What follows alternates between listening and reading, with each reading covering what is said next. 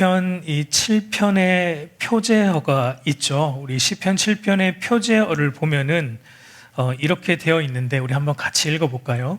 다윗의 시가온 베냐민인 구시의 말에 따라 여호와께 드린 노래라고 이제 되어 있습니다. 그러니까 시편 7편은 일단 다윗의 시라는 걸 알 수 있고, 이 시가온이라는 말은 정확하게 무슨 의미인지 모릅니다. 학자들도 이게 무슨 뜻인지 다 모릅니다. 단지 이제 추측을 하는데요. 이 시가온이라는 용어가 울부짖다, 또 탄식하다라는 이 아카드어 쉐구에서 유래된 말로 보고 슬픔의 노래를 뜻하는 음악적 용어라고 이제 학자들은 이해하고 있습니다. 여러분, 그리고 이 시편은 전부 예배 찬송에서 사용되었다라는 것을 생각해 보면 이 시가온이라는 말이 음악적인 하나의 부호라고 볼 수 있는데, 그러니까 격정적으로 연주하라라는 이런 음악적인 부호로 이해가 되기도 합니다. 여러분, 이 시가온이 탄식과 울부짖음을 뜻하는 내용이기 때문에, 또 이 시의 내용이 탄식과 울부짖음의 내용이기 때문에 이것을 노래로 만들려면 리듬이 좀 어떤 게 잘 어울릴까요? 탄식하는 내용이고 막 울부짖는 내용이니까 이걸 음악으로 만든다면 좀 리듬이 어떻게 돼야 될까요? 템포가 느릿한 게 좋습니까? 아니면 좀 격정적인 게 좋습니까? 그러니까 좀 이렇게 빠른 템포로 격정적인 음악적인 어떤 그 리듬을 사용하는 게 좀 이런 울부짖는 내용, 탄식의 내용을 표현하기에는 좋은 것이죠. 그래서 이제 시가온이라는 말이 격정적으로 연주하라라는 음악적인 부호로 이제 볼 수 있다라고 학자들이 말하기도 합니다. 그렇다면 이제 다윗이 이토록 격정적으로 탄식하고 울부짖는 이유가 무엇인가? 그것은 이제 뒤에 나오는 표제어인 베냐민인 구시의 말에 따라 여호와께 드린 노래라는 것을 통해 어느 정도 우리가 추측할 수 있는데요. 베냐민 사람 구시에 대한 정보가 성경에 안 나옵니다. 성경에 이 구시라는 사람이 나오지 않기 때문에 누군지 우리는 아무도 모릅니다. 정확하게 모릅니다. 단지 알 수 있는 것은 그가 베냐민 지파의 사람이다라는 것인데, 그러니까 역사적으로 볼 때 여러분, 다윗과 베냐민 지파가 관계가 어땠어요? 서로 좋은 관계는 아니었죠. 왜냐하면 이 베냐민 지파 사람들은 이스라엘의 일대 왕인 사울 왕의 지파, 그러니까 사울 왕의 지파가 베냐민 지파인데, 사울을 다윗이 몰아낸 건 아니지만, 그러니까 베냐민 지파 사람들은 그렇게 인식을 한 겁니다. 다윗 왕이 사울을 몰아내어서 바로 자기들 베냐민 지파가 원래는 왕족 지파인데 다윗 때문에 그 왕족 지파의 자리를 빼앗겼기 때문에 이 베냐민 지파들이 이 다윗에 대한 좋은 감정이 없었어요. 그래서 베냐민 지파는 다윗과 그의 통치에 대한 늘 악감정을 좀 가지고 있었다라는 것을 우리가 보게 돼요. 그래서 여러분, 다윗이 아들 압살롬의 반역으로 예루살렘을 쫓겨갈 때 다윗을 욕했던, 저주했던 시므이라는 사람도 어느 지파 사람이죠? 베냐민 지파 사람입니다. 그리고 이 압살롬의 반역이 어느 정도 진압되고 난 이후에 또 한 번의 반란이 일어납니다. 그 반란을 일으킨 사람이 세바라는 사람인데 그도 어느 지파 사람일까요? 그도 베냐민 지파 사람이었다라는 것을 보게 됩니다. 그러니까 다윗과 베냐민 지파 사람들이 관계가 별로 안 좋았습니다.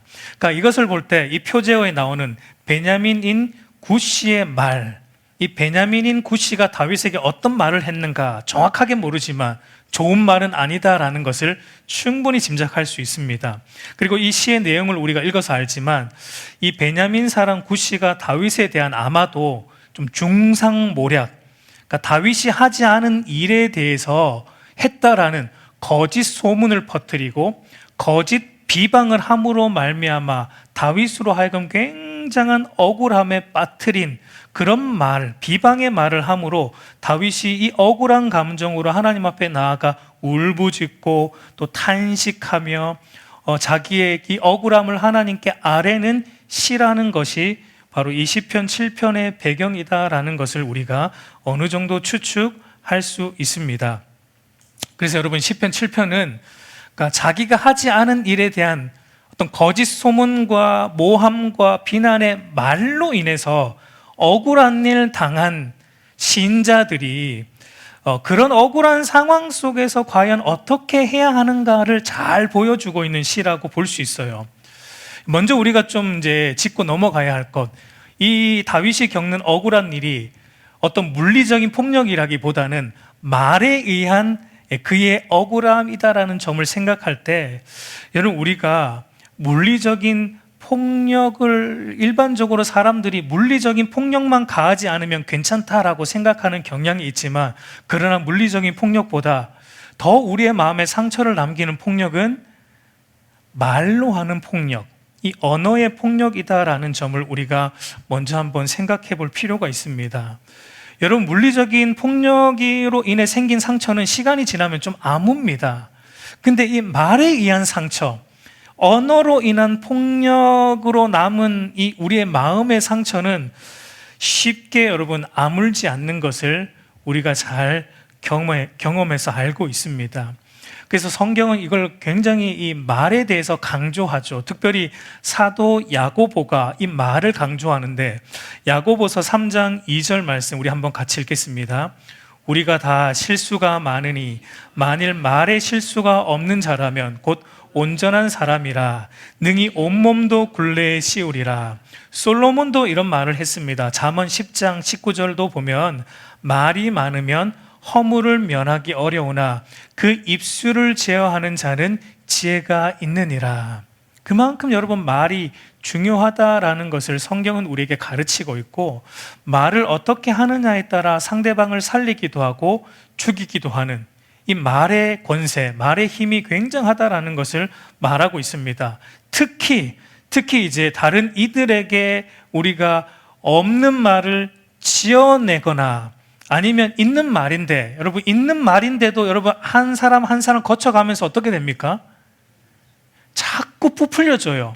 그러니까 이렇게 해서는 안 된다라는 겁니다. 있는 말이라 할지라도 부풀려서 말하거나 나에게 유리한 쪽으로 말하든지 해서 상대방을 상하게 하고 상대방의 어떤 명예를 실추시키고 상대방을 비방하는 이런 말들에 대해서 성경은 우리에게 삼가야 된다, 절대 해서는 안 된다라는 것을 가르치고 있어요. 그래서 여러분, 다윗이 지금 겪고 있는 이 고통의 상황이 바로 이런 중상모략에 의한 고통이다라는 것을 우리가 보게 됩니다. 베냐민인 구시가 누구인지 정확하게 모르지만 이 사람이 다윗에 대해 거짓 소문을 퍼뜨림으로 다윗의 도덕성을 지금 흠집을 내고 있고, 또 다윗의 신앙에도 흠집을 내고 있고, 결국은 다윗의 왕권에 흠집을 내는 일을 이 베냐민 사람 구시가 하고 있다라는 겁니다. 여러분, 이와 같은 상황에 사람들이 처하게 되면 어떤 반응을 보일 수 있을까요? 여러 가지 반응을 보일 수 있을 겁니다. 자신에 대한 거짓 소문을 퍼뜨리는 사람을, 어떤 사람은 직접 찾아가죠. 직접 찾아가서 왜 그랬는지 따져서 묻고 그 사람으로 하여금 다시 정정하도록 요청할 수도 있고, 아니면 자신에 대해 오해하고 있는 사람들에게 찾아가서 나는 그런 일을 하지 않았다라고 나의 결백을 주장할 수도 있고, 아니면 그 어떤 일도 할 수 없어서 속으로 자신의 억울함에 대해서 삭히는 사람도 있을 것이고, 그도 아니면 이제 복수심을 또 불태우는 사람도 있겠죠. 내가 언젠가는 이 수모를 반드시 갚아주리라 라고 이제 복수심을 불태우는 사람도 있을 것이고, 그러니까 다양한 반응이 있을 겁니다.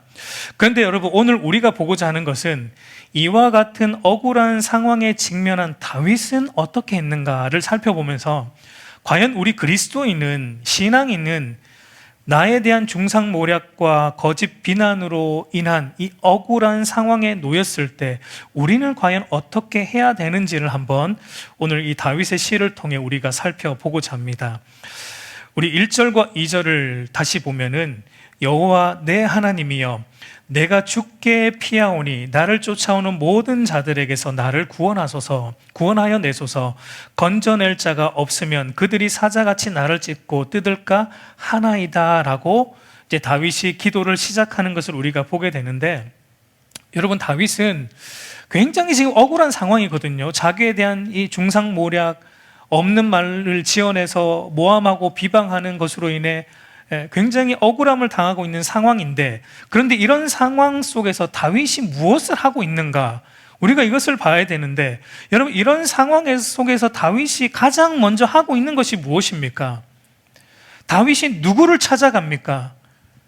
자기의 억울함을 하소연할 어떤 사람을 찾거나, 아니면 내 억울함을 믿어달라고 자기 변호를 하거나, 아니면 속으로 내가 이걸 언젠간 갚겠다라는 복수심을 불태우거나 하는 등, 그러니까 자기 편에서 할 수 있는 일을 다윗은 하지 않아요. 그러니까 내 편에서 나의 억울함을 해결해 낼 수 있는 일은 다윗은 하지 않는다는 것, 이게 중요합니다. 다윗이 하는 일은 뭐냐면 하나님께 나아간다는 겁니다. 그는 하나님께 항상 나아갔고, 하나님께 부르짖고, 하나님께 피하고 있다라는 것을 우리는 보게 됩니다. 내가 주께 피하오니 라고 말하죠. 여러분, 다윗은 어떠한 순간에도 하나님께 먼저 나아갔다라는 점에서 다윗이 위대하다라고 말할 수 있습니다. 여러분, 다윗의 시들을 보면 자주 나오는 그래서 표현 중에 어떤 표현이 있습니까? 내가 주께 피합니다라는 이 표현을 다윗은 굉장히 자주 씁니다.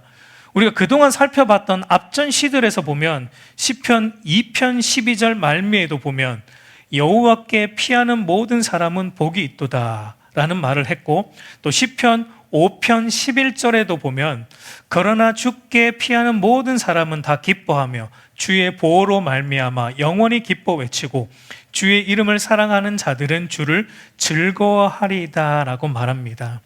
여러분, 예전에도 말씀드렸지만 이 주께 피한다, 이 피한다라는 말이 어떤 의미였죠? 피한다라는 것은 의지한다, 신뢰한다라는 의미였습니다. 여러분, 다윗이 왜 하나님의 마음에 합한 자였을까요?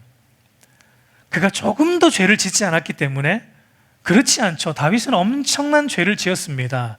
그럼에도 그가 하나님의 합한 자다라는 말을 들은 것은 그가 뭔가 특출난 사람이어서가 아니라 다윗은 늘 하나님을 의지했다라는 점에서 그는 하나님의 마음에 합한 자라는 소리를 들을 수 있었던 것입니다. 그러면 여기서 우리가 생각해 봐야 돼요. 우리는 여러분 어떠하게 반응하고 있는가? 내가 하지 않은 일에 대해서 어떤 거짓 소문이 들리고 모함의 말들이 내 귀에 들려와서 오해를 받고 그로 인해서 굉장히 억울하고 참기 힘든 상황에 맞닥뜨렸을 때 여러분, 저와 여러분은 어떻게 반응합니까? 저와 여러분은 누구를 찾고 또 어떤 일을 가장 먼저 합니까? 오늘 다윗이 말하는 겁니다. 믿음의 사람은 그 모든 문제를 가지고 하나님께 나아가야 된다라는 것을 말하고 있어요. 여러분, 왜냐하면 우리의 사정을 온전하게 이해하시는 분은 하나님 한 분밖에 없기 때문입니다. 여러분, 아무리 가까운 사람이라 할지라도, 가족이라 할지라도, 심지어 한 입을 덮고 자는 부부 사이라 할지라도 다 서로를 이해 못합니다. 그렇죠? 제가 저희 아내와 18년을 함께 한 이불 속에서 살았는데요, 아직 모르겠어요. 다 모르겠어요. 여기는 저보다 훨씬 이제 오래 사신 분들이 계시니까 좀 더 살면 이해할까요? 제가 모르는 걸까요? 여러분, 한 30년, 40년 살면 다 이해할까요? 절대 이해 못합니다. 여러분, 우리는 다 이해 못해요. 우리를 온전히 이해하시는 분은 여러분 한 분밖에 없어요. 우리를 창조하시고 우리를 인도하시는 하나님 한 분밖에 없다라는 겁니다. 그것이 바로 우리가 하나님께 매 순간 나아가야 될 이유입니다. 그래서 여러분 보세요. 다윗은 하나님께 나아가면서 하나님을 뭐라고 부르고 있어요? 여호와 내 하나님이여 라고 부르고 있는 것을 보게 됩니다.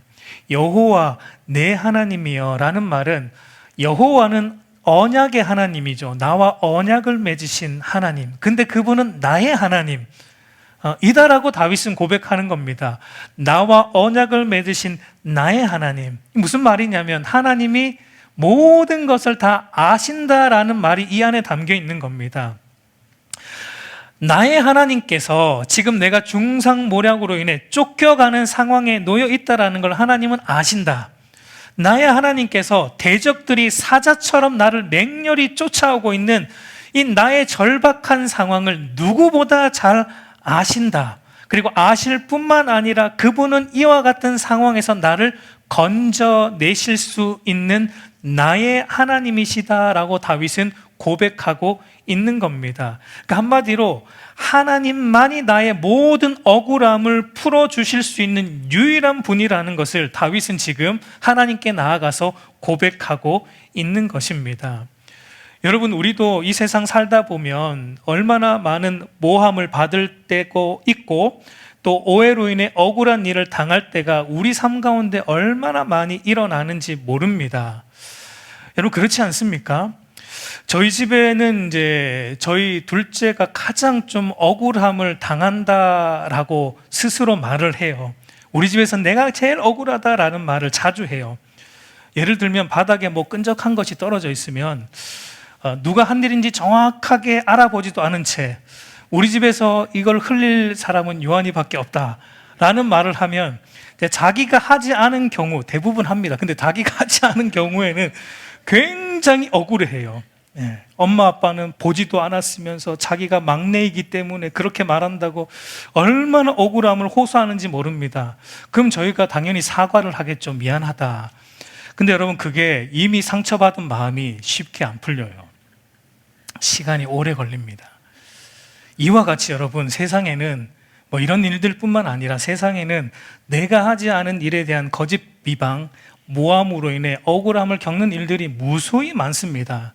그리고 여러분, 그 모든 억울함이 여러분 이 세상에서는 완전히 해소될 정도로 공정하게 다루어지지 않을 때도, 아니 거의 공정하게 다루어지지 않는 것이 이 세상에서의 일들입니다. 여러분, 세상 법정은 공정합니까? 세상 법정으로 우리의 억울함을 가져간들 거기에서 공정하게 완전히 해소가 됩니까? 안 됩니다. 이 세상에서는 여러분, 우리의 억울함을 공정하게 해소해낼 방법이 없습니다. 어디에만 있어요? 그걸 누구에게 가져가야만 우리의 억울함이 온전히 공정하게 해소가 됩니까?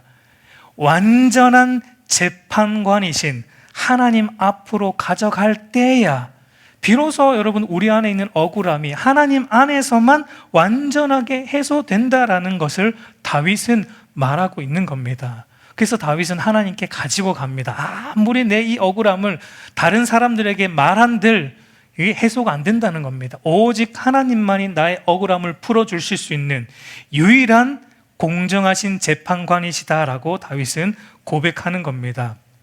그래서 여러분 보세요. 다윗은 자기가 이와 같은 비방에 대한 일들을 하지 않았다라는 것을 하나님 앞에 나아가서 자기의 결백을 주장하는 것을 보게 되는데, 우리 3절에서 5절을 보면은 다윗이 이렇게 말합니다. 여호와 내 하나님이여, 내가 이런 일을 행하였거나 내 손에 죄악이 있거나 화친한 자를 악으로 갚았거나 내 대적에게서 까닭 없이 빼앗았거든 원수가 나의 영혼을 쫓아잡아 내 생명을 땅에 짓밟게 하고 내 영광을 먼지 속에 살게 하소서.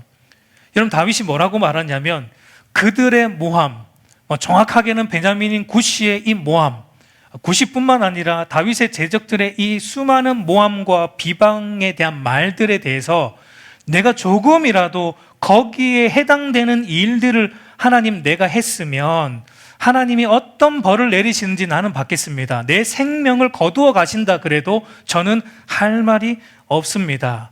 저는 이 일에 대해서 무결합니다. 아무런 죄가 없습니다 라고 다윗은 하나님 앞에 자기의 결백을 주장하고 있는 것을 보게 됩니다. 여러분, 이와 같은 다윗의 결백 주장은 다윗이 조금도 죄가 없다라는 걸 호소하는 말은 아니에요. 그렇게 이해하면 안 되고, 여기서 자기의 결백을 주장하는 것은 한정적입니다. 그러니까 베냐민 사람 구시가 했던 말들 중에, 그 말들에 해당하는 것들 중에서는 내가 죄를 범한 것이 조금도 없다라는 것 하나님 믿어주십시오. 하나님은 아시지 않습니까? 하나님께서 이 시비를 좀 가려주십시오라고 하나님께 다윗은 자기의 억울함을 호소하고 있는 것을 보게 됩니다. 그러니까 여러분, 이것을 통해 우리가 또 보게 되는 것은 우리 그리스도인들은 다른 이들로 하여금 비방과 모함을 받지 않을 수 있을 정도로 우리가 항상 선한 양심을 품어야 되고 선한 행실을 가져야 한다라는 것을 좀 말하고 있어요. 다윗이 지금 하나님 앞에 결백을 주장하는 건 이런 일을 하지 않았기 때문에 가능합니다. 그렇기 때문에 하나님 앞에 담대히 자기 결백을 주장할 수 있습니다. 그러니까 여러분, 우리가 평소에 선한 양심을 가지고 선한 행실을 가지고 살아갈 때 우리도 어떻게 할 수 있냐면 하나님 앞에 담대하게 우리의 결백을 주장할 수 있고 하나님 앞에 담대하게 나가서 우리가 기도를 더 자신 있게 할 수 있다라는 것을 말하고 있는 겁니다. 그래서 사도 요한도 이런 말을 해요. 요한일서 3장 21절 우리 한번 같이 읽습니다. 사랑하는 자들아, 만일 우리 마음이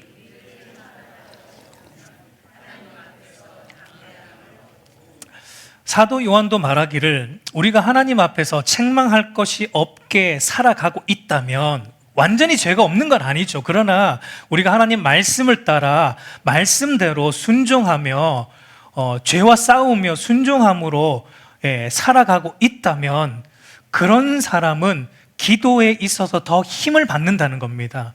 더 하나님 앞에 나아갈 때 담대함으로 나아갈 수 있고 더 하나님에 대한 확신에 차서 기도할 수 있는 그 기도의 은혜와 힘과 재미가 그런 사람에게 더 있다라는 것을 말하고 있는 겁니다.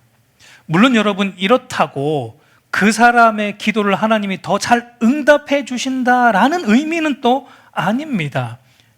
그런 사람의 기도를 하나님은 그런 사람의 기도만 들으시고 우리가 좀 하나님 앞에 못 살 때에는 우리의 기도를 안 들으시고 그러지 않는다라는 겁니다. 여러분, 어떤 인간도 책망할 것이 없는 자기의 의로운 삶을 가지고 자기의 의로움을 근거해서 하나님 앞에 설 수 없습니다. 설 수 없어요. 여러분, 우리가 하나님 앞에 나아가서 구할 수 있는 그 근거, 그 궁극적인 이유는 뭐냐면 우리의 의로움이 아니고 누구의 의로움 때문입니까? 예수 그리스도의 의로움 때문입니다. 우리의 죄를 사하시고 우리를 의롭다 하신 예수님의 의로움 때문에 우리는 하나님 앞에 담대히 나아갈 수 있고 또 기도할 수 있는 것입니다. 여러분, 이것을 우리가 진실로 알게 되면 여러분, 우리가 억울한 일 당할 때 여러분, 어떤 일이 일어나냐면 그 일이 마냥 억울한 일이 아니라는 것도 우리가 알게 됩니다. 왜 그렇습니까? 예수 그리스도가 나의 죄를 사하시고 나를 의롭다 하시기 위해 나를 대신하여 당하신 그 억울한 일을 통해서 나의 억울함을 보게 되기 때문에 우리의 억울함에 대해서 억울해하지 않을 수 있는 그 은혜가 우리에게 주어지는 것입니다. 여러분, 이사야 선지자는 이렇게 말을 하죠. 이사야 53장 4절과 5절 말씀 우리 한번 같이 읽어보겠습니다. 그는 실로 우리의 질고를 지고 우리의 슬픔을 당하였거늘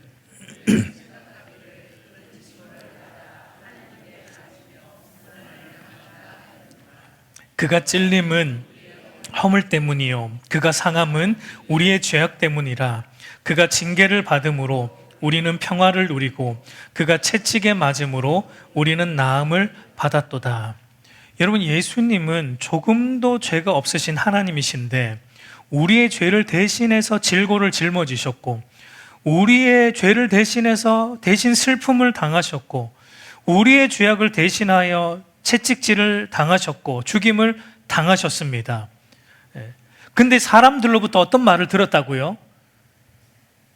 그가 그렇게 채찍맞고 질고를 당하고 고난받는 것은 자기 죄 때문이라는 이 거짓 모함, 거짓 비방의 소리를 우리 예수님이 들으셨다라는 겁니다. 여러분, 우리 예수님만큼 이렇게 억울한 모함과 거짓 비방을 받으신 분이 세상에 여러분 어디 있습니까? 왜냐하면 여러분, 예수님은 정말 한 점 죄가 없으신, 완전히 결백하신 유일하신 분이기 때문입니다. 그런데 여러분, 우리는 그렇지 않습니다.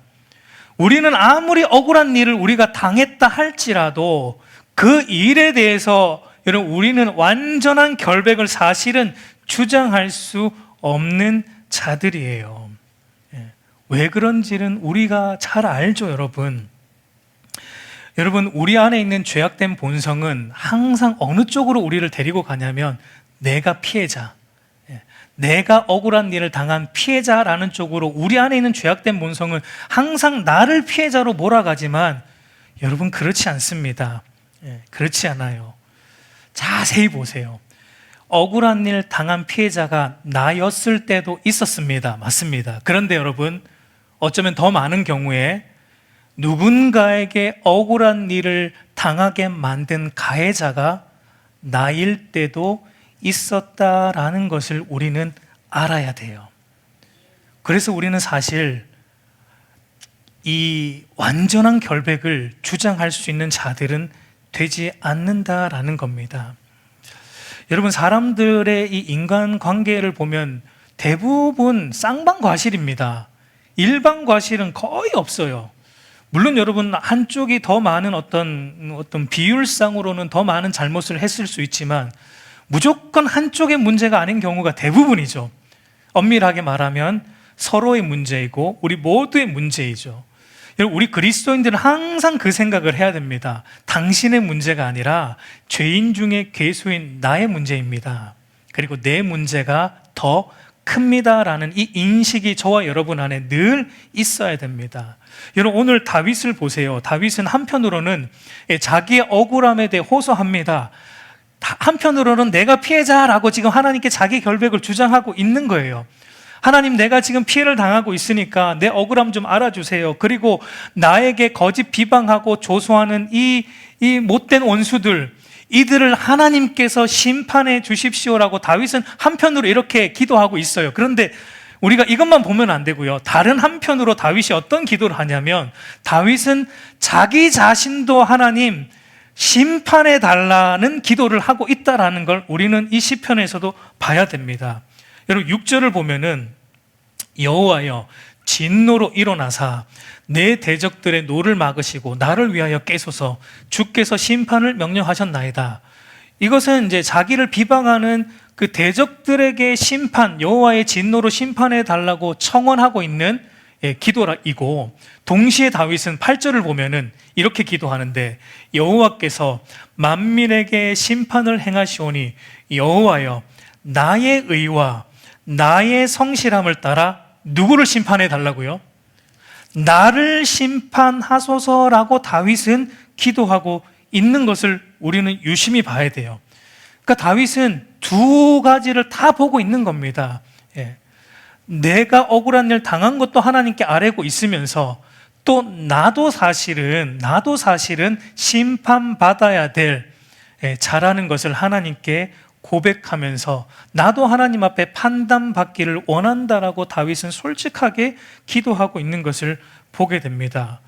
여러분, 우리가 이렇게 하나님 앞에 우리의 억울한 문제를 가지고 나아가서 내 억울한 문제에 함몰되지 않고 내 억울함을 보는 동시에 나도 누군가에게는 억울한 일을 했을 수 있다라는, 가해자일 수 있다라는 마음을 가지고 기도할 때, 여러분, 내가 억울한 일에 대해서 그 일을 내가 해결하려고 하지 않고 하나님께 온전히 맡길 수 있는 것입니다.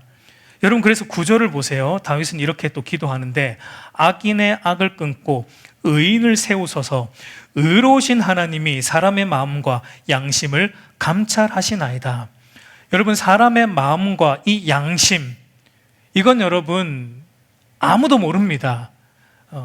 10길 물속은 알아도 한 길 사람 속은 모른다라는 속담도 있듯이 이 사람의 마음과 양심, 우리는 몰라요. 그러나 누구는 아십니까? 하나님은 아세요. 하나님은 사람의 마음과 양심을 감찰하시는, 그러니까 유일하신, 모든 걸 아시고 모든 걸 완벽하게 공의롭게 정의롭게 판단하실 수 있는 유일한 분은 사람의 마음과 양심을 감찰하시는 하나님 한 분밖에 없다라는 것을 다윗은 고백하고 있습니다. 여러분, 인간의 잣대로 볼 때 아무리 저 사람이 의롭게 보인다 할지라도 하나님 보실 때 아니라 그러면 그 아닌 겁니다. 근데 인간의 눈으로 볼 때 저 사람은 아닌 것 같은데 이렇게 또 보인다 할지라도 하나님 눈으로 보실 때 그 사람이 맞다 그러면 또 맞는 겁니다. 하나님만이 온전하게 공정하게 판단하실 수 있는 유일한 분이다라는 것을 말하고 있는 것입니다. 그래서 여러분, 다윗이 사울을 죽일 수 있었던 기회가 몇 번 있었잖아요. 그죠? 사울을 죽일 수 있었던 기회가 몇 번 있었음에도 불구하고 다윗은 어떻게 했습니까? 우리가 잘 알지만 자기 손으로 사울 왕을 죽이려고 하지 않았습니다. 하나님께 전적으로 맡겼습니다. 왜냐하면 사울도 하나님이 기름 부어 세우신 왕이었기 때문이고, 그리고 또 다윗은 뭘 알았냐면 나는 공정하게 원수를 갚을 수 있는 그런 사람이 아니다라는 걸 다윗은 알았어요. 그리고 온전히 공정하게 원수를 갚을 수 있는 유일한 분은 하나님밖에 없다라는 것은 다윗은 알았기 때문에 자기가 해야 할 수 있음에도 불구하고 하지 않았습니다. 하나님께 전적으로 맡긴 것입니다. 그래서 여러분, 사도 바울도 이렇게 말합니다. 로마서 12장 19절 말씀 보면은 내 사랑하는 자들아, 너희가 친히 원수를 갚지 말고 하나님의 진노하심에 맡기라. 기록되었으되 원수 갚는 것이 내게 있으니 내가 갚으리라 라고 주께서 말씀하시니라. 여러분, 이렇게 볼 때 우리가 당한 억울한 일에 대해 우리가 다 풀어보려고 하겠다라는 것은 사실상 어불성설이라는 것입니다. 여러분, 억울한 일 당했을 때 무조건 참아야 된다라는 말을 제가 하고 있는 것은 아니에요. 참지 마세요, 여러분. 화병 걸립니다. 참지 말고 어떻게 해요? 하나님께 나오시라고요. 하나님께 나오셔서 다 쏟아 놓으세요. 참으면 여러분 병 걸려요. 그러니까 억울한 일 있을 때마다 여러분 하나님 앞에 나와서 다 그냥 하나님께 쏟아 놓으세요. 하나님이 우리의 마음을 다 아시니까. 그러니까 우리가 해결하려고 하면 안 돼요. 왜냐하면 우리는 그럴 수 있는 위인들이 못 된다라는 것을 성경은 말하고 있기 때문입니다. 여러분, 구약 율법에 보면 눈에는 눈, 이에는 이라는 당한 만큼 갚아주라는 동해보복법이 있죠. 근데 여러분, 이 법이 누구에게 주어졌냐면 개인에게 주어진 법이 아니고 법기관에게 주어진 법이라는 것을 우리가 알아야 됩니다. 그 말은 여러분, 우리 개인은 눈에는 눈, 이에는 이에 당한 만큼 갚으라는 이 원리를 우리는 못 지키기 때문입니다. 왜 그런지는 잘 아시죠, 여러분들이. 누군가가 여러분의 뒤통수를 한 대 치면은 우리는 어떻게 해야지 속이 시원합니까? 어떻게 해야지 속이 시원하고 우리 속에서 정의가 구현됐다라는 말을 하게 됩니까? 똑같이 한 대를 쳐서는 안 되죠, 우리는. 상대가 나를 친 것보다는 더 센 강도로, 더 센 강도로 한 대를 치거나 아니면 두 대, 세 대를 쳐야지 우리가 속으로 시원해져요. 그리고 속으로 드디어 정의가 구현됐다, 실현됐다라는 말을 하는 자들이라는 거죠. 그러니까 우리는 여러분 불공정한 자들입니다. 그러니까 여러분, 억울한 일을 당해도 그 억울함을 내가 풀려고 할 때는 뭐가 또 발생하냐면 또 다른 억울함이 여러분 발생하는 겁니다. 우리는 그래서 억울한 일을 당할 때 우리가 풀려고 해서는 안 되고 참으로 공정하신 하나님께 나아가서 하나님께 아뢰고 하나님께서 이 억울함을 풀어달라고 우리는 하나님께 기도해야 된다라는 겁니다. 그래서 여러분, 다윗은 이제 10절부터 16절까지 이제 10절부터 16절까지의 내용을 여러분들이 읽어보면, 우리가 읽었지만 그 내용이 이제 다 그런 내용입니다. 그러니까 의로우신 재판장이신 하나님께서 완전 무결하게 판결을 내려달라라고 기도하면서 하나님, 이 회개하지 않는 죄인들 거짓 비방을 하고 거짓 모함을 일삼고 있으면서도 하나님 앞에 나와서 자기들의 죄를 알지 못하고 회개하지 않는 이 죄인들을 하나님께서 심판하여 주시고 하나님께서 공정하게 갚아 주십시오라고 기도함과 동시에 다윗은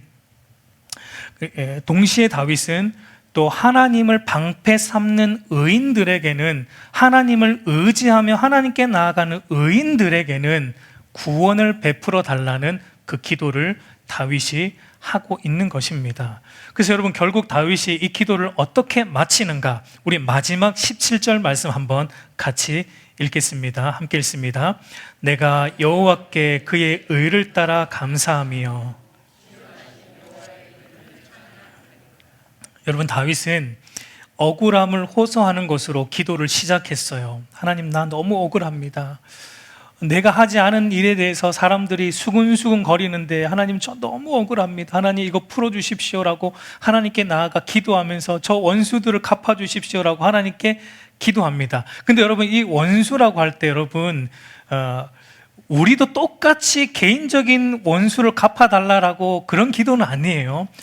다윗이 오실 예수님의 예표라는 점을 우리는 늘 생각하면서 이 다윗의 시편을 봐야 됩니다. 이것은 여러분, 사실은 하나님을 대적하는 우주적인 원수, 하나님과 믿는 신앙에 대해 대적하는 이 우주적인 이 원수 사탄과 그를 이 교회를 대적하는 그런 세상의 세력들에 대한 하나님의 공정한 정의를 베풀어 달라라는 그 원수 갚음이지, 우리의 누군가 나에게 좀 잘못했는데 그 인간을 하나님이 갚아주십시오, 이런 기도는 여러분 아니다라는 것을 알아야 됩니다. 어쨌든 다윗은 기도의 시작이 자기 억울함을 호소하는 것으로 시작을 했습니다. 그런데 마지막에 와서는 무엇으로 또 기도가 끝나죠?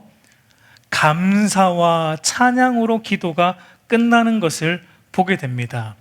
여러분, 다윗의 대부분의 기도가, 시편이 이와 같은 구조입니다. 시작은 탄식으로 시작하는데 항상 끝날 때는 감사로, 찬양으로, 예배로 끝나는 것을 보게 됩니다. 여러분, 상황이 바뀌었습니까? 자기를 중상모략하는 사람들이 자기에게 나와서 미안하다, 잘못했다라고 사과를 했습니까? 그런 일들은 없습니다. 여전히 모함을 받고 있고 여전히 억울한 상황 속에 있지만 다윗의 마음 속에는 변화가 일어나요. 하나님 앞에 나아가서 하나님 앞에 자기 억울함을 토로하고 나니까 다윗의 마음 안에 이제 억울한 마음이 사라진 겁니다. 그리고 도리어 감사가 넘쳐나고 도리어 하나님을 찬양하게 되고 하나님을 예배하게 되는 일들이 다윗 안에 일어나게 되었다라는 겁니다. 그러니까 자기의 억울함을 가지고 나와서 호소하면서 다윗이 자기의 결백을 주장하는 가운데 다윗이 결국 무엇을 보게 되었습니까?